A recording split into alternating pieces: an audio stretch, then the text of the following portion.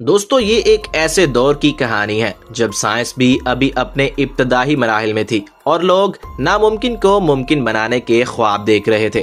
دنیا بھر میں کچھ سائنسدان کیمیکل سے سونا بنانے کی کوششوں میں لگے ہوئے تھے، کچھ انسانی عمر کو لمبا کرنے کے فارمولے ڈھونڈ رہے تھے اور کچھ ایسی عجیب مخلوقات تخلیق کرنے میں مصروف تھے جو انسانی تصور سے بھی باہر ہوں۔ لیکن ان سب میں سے ایک شخص الگ تھا، ایک ایسا سائنسدان جس کا خواب سب سے خطرناک اور تاریک تھا۔ وہ ایک ایسی ہائبرڈ مخلوق بنانا چاہتا تھا جس میں بندر کی چستی، عقاب کی تیز نگاہ اور غیر معمولی طاقت ہو۔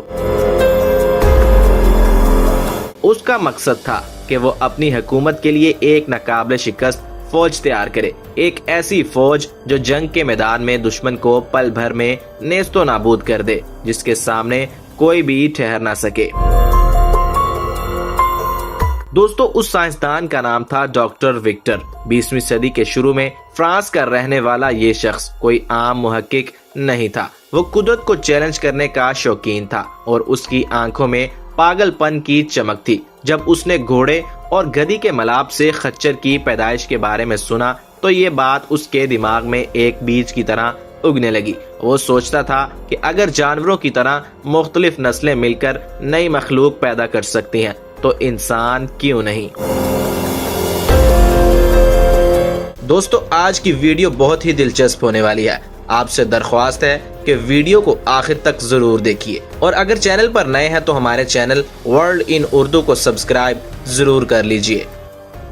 پیارے دوستو، ورلڈ ان اردو میں سلمان بیگ کی طرف سے السلام علیکم۔ وکٹر نے اپنی جوانی میں ہی فیصلہ کیا کہ وہ اس راز کو خود آزمائے گا۔ اس نے ایک پرانی ویران فوجی عمارت کو اپنی خفیہ لیبارٹری میں تبدیل کر دیا۔ باہر سے یہ جگہ سنسان اور خوفناک لگتی تھی، لیکن اندر ایک نئی دنیا تخلیق ہو رہی تھی۔ پہلے مرحلے میں اس نے ایک طاقتور نر گھوڑا اور مضبوط مادہ گدھی کا انتخاب کیا۔ یہ جانور اس نے بڑی احتیاط سے خریدے۔ گھوڑا تیز اور پھرتیلا، گدھی چھوٹی مگر انتہائی برداشت والی تھی۔ ملاپ کا عمل سائنسی طریقے سے کیا گیا اور کئی ہفتوں بعد خوشخبری ملی، گدھی حاملہ تھی۔ 9 ماہ کے انتظار کے بعد ایک نئی مخلوق دنیا میں آ گئی، خچر۔ وکٹر نے دیکھا کہ یہ جانور کتنا انوکھا ہے، جسم گھوڑے جیسا، کان لمبے، کھال سخت اور ٹانگیں فولاد جیسی۔ یہ چند دنوں میں چلنے لگا اور ہفتوں میں ایسا بوجھ اٹھانے لگا جو عام جانور نہ اٹھا سکے، نہ تھکتا نہ ہی ڈرتا اور خطرے کو فوراً بھانپ لیتا۔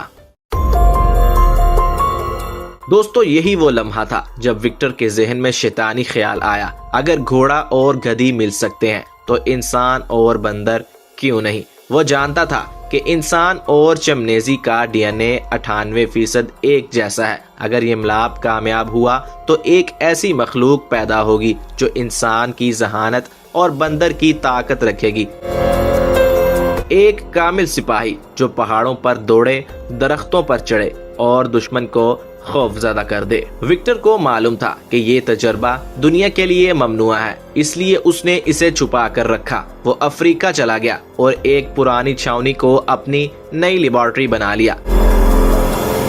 وہاں اس نے بجلی، فریزر اور لوہے کے پنجرے لگائے، ایک طاقتور نر چمپینزی کا انتخاب کیا، 5.5 فٹ کا پٹھوں والا اور انسانی اشارے سمجھنے والا۔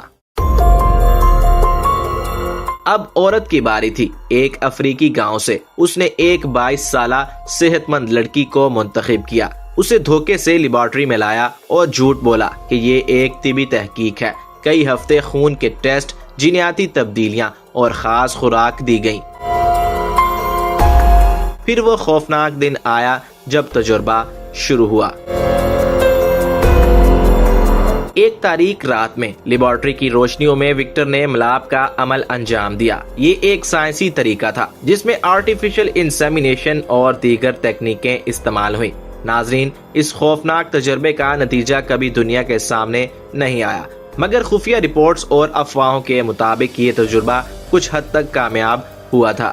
کہا جاتا ہے کہ کچھ ہفتوں بعد ایما میں حمل کے آثار ظاہر ہونے لگے، لیکن یہ حمل عام انسانوں جیسا نہیں تھا۔ الٹرا ساؤنڈ سے دیکھا گیا کہ بچے کی ہڈیاں غیر معمولی طور پر مضبوط تھیں، چہرے کی بناوٹ अजीब थी। बालों की नशोनुमा तेज और जिस्मानी खदोखाल इंसानों से मुख्तलिफ थे। विक्टर पुरजोश था मगर खौफजदा भी कि ये एक नई मखलूक थी जो शायद दुनिया को तब्दील कर सकती थी।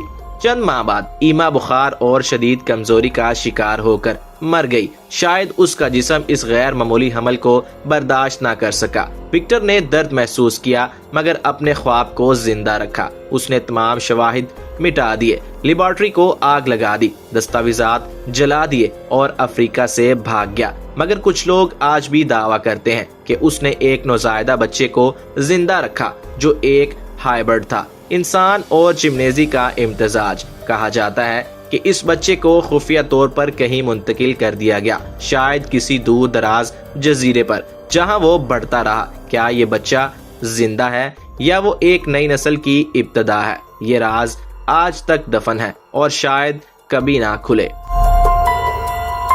दोस्तों, विक्टर की कहानी खत्म नहीं हुई। अफवाहें ये भी कहती हैं कि वो बाद में दूसरे तजुर्बात करता रहा मगर कभी पकड़ा ना गया।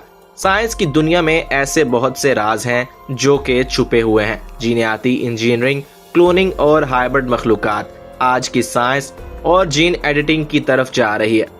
मगर सवाल यह है कि क्या इंसान को कुदरत के साथ छेड़छाड़ करनी चाहिए? क्या ऐसी फौज बनाना दुरुस्त है जो इंसानियत को ही खत्म कर दे? तो दोस्तों, ये थी आज की वीडियो, एक साइंसी पागलपन की कहानी जो इंसानियत की सरहदों को छूती है। इस खौफनाक तजुर्बे के बारे में आपका क्या ख्याल है? क्या ये सच हो सकता है? कमेंट्स में अपनी राय जरूर दीजिएगा। वीडियो को लाइक और दोस्तों के साथ शेयर जरूर कर दीजिए। वर्ल्ड इन उर्दू चैनल को सब्सक्राइब करना मत भूलिए। मिलेंगे एक नई वीडियो के साथ, तब तक के लिए अल्लाह हाफिज।